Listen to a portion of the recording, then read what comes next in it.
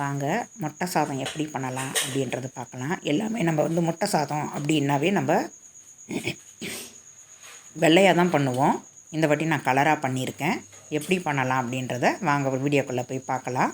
இது வந்து அவ்வளோ டேஸ்டியாக இருக்கும். நீங்களும் ஒரு வாட்டி செஞ்சு பார்த்துட்டு எப்படி இருக்குன்றத கமெண்ட் பாக்ஸில் சொல்லுங்கள். மொதல் வீடியோக்குள்ளே வர்றவங்களாக இருந்தால் சப்ஸ்கிரைபர் பண்ணிவிட்டு வாங்க. நான் வந்து ஒரு கடாயில் ஒரு பட்டை, ஒரு கிராம்பு, ஒரு ஏலக்காய், அரை டீஸ்பூன் அளவுக்கு ஜீரகம், அரை டீஸ்பூன் அளவுக்கு சோம்பு, அரை டீஸ்பூன் அளவுக்கு மிளகு போட்டு நல்லா வந்து வறுத்து எடுத்துக்கலாம். எண்ணெய் எல்லாம் விட தேவையில்லை. வெறும் வாணல்லையே வறுத்து எடுத்துக்கோங்க. வெறும் வாணல்லையே வறுத்து எடுத்திங்கன்னா சூப்பராக இருக்கும். நல்லா நமக்கு பொடி பண்ணுறதுக்கு நம்ம வெறும் வாணலில் தான் பண்ணணும். இந்த டயத்தில் நமக்கு தேங்காய் கூட வேணும்னாலும் சேர்த்துக்கலாம். நான் தேங்காயெல்லாம் சேர்த்துக்கல. நல்லா வந்து வறுத்து எடுத்துக்கோங்க. கருகிடாமல் வறுத்துக்கோங்க. அடுப்பை வந்து மீடியம் சைஸில் வச்சுட்டு நீங்கள் வறுத்துக்கோங்க. வறுத்து எடுத்துட்டேன். இப்போ அதே கடாயிலேயே 2 டேபிள் ஸ்பூன் எண்ணெய் விட்டுருக்கேன்.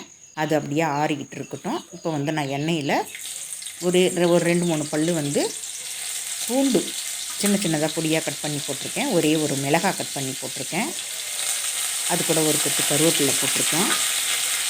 அது கூடயே ஒரு மீடியம் சைஸு வெங்காயம் கட் பண்ணி போட்டிருக்கேன். இது நல்லா வதங்கி வரட்டும். நமக்கு இதில் வந்து இஞ்சி எல்லாம் போட தேவையில்லை.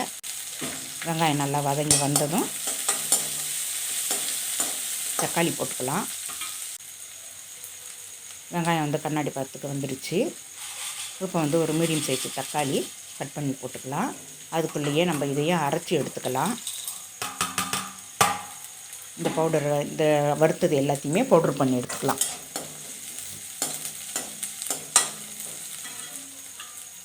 இப்போ மீடியம் சைஸ் தக்காளியை அதில் போட்டுக்கலாம். போட்டு அதையும் நல்லா வந்து வதக்கிக்கலாம். இதில் வந்து நான் ஒரு அரை டீஸ்பூன் அளவுக்கு நான் உப்பு போட்டிருக்கேன். வெங்காயம் தக்காளி வதங்கணும் அப்படின்றதுனால ஒரு அரை டீஸ்பூன் அளவுக்கு உப்பு போட்டு வதக்கிக்கோங்க. நம்ம அப்புறமே சாப்பாட்டில் கொஞ்சம் போட்டுக்கலாம். அரை டீஸ்பூன் அளவுக்கு நான் போட்டுக்கிறேன். போட்டு நல்லா வதக்கி எடுத்துக்கோங்க. நல்லா சுருளை வதங்கி வரட்டும். இந்த டயத்துலேயே ஒரு 1/4 டீஸ்பூன் அளவுக்கு மஞ்சள்தூள் போட்டுக்கலாம். அரை டீஸ்பூன் அளவுக்கு மிளகாய்த்தூள் போட்டுக்கலாம். தனி மிளகாய்த்தூள் வந்து நீங்கள் பார்த்து போட்டுக்கோங்க. இது வந்து ஜீரகத்தூள் கொஞ்சம் போட்டிருக்கேன்.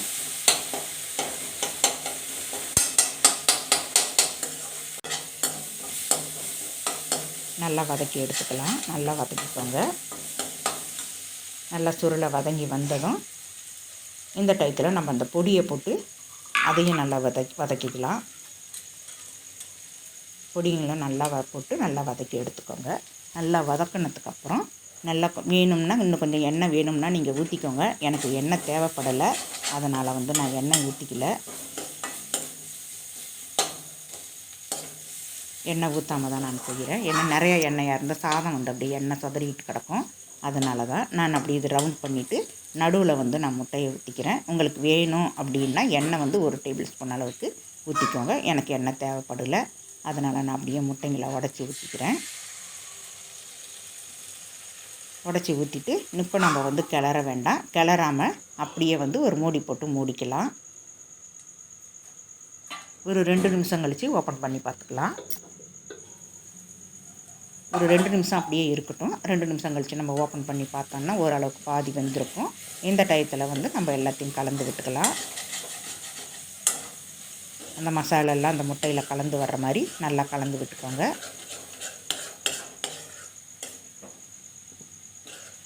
நல்லா கலந்து விட்டீங்க அப்படின்னாக்க நல்லா கலந்து நல்லா அழகாக வந்துடும். நம்ம இந்த டயத்தில் வந்து நம்ம சாதமும் போட்டுக்கலாம். நல்லா கலந்து விட்டுட்டு அதுக்கப்புறம் நீங்கள் சாதம் போட்டுக்கோங்க. நமக்கு தேவையான அளவுக்கு நம்ம சாதம் போட்டுக்கலாம்.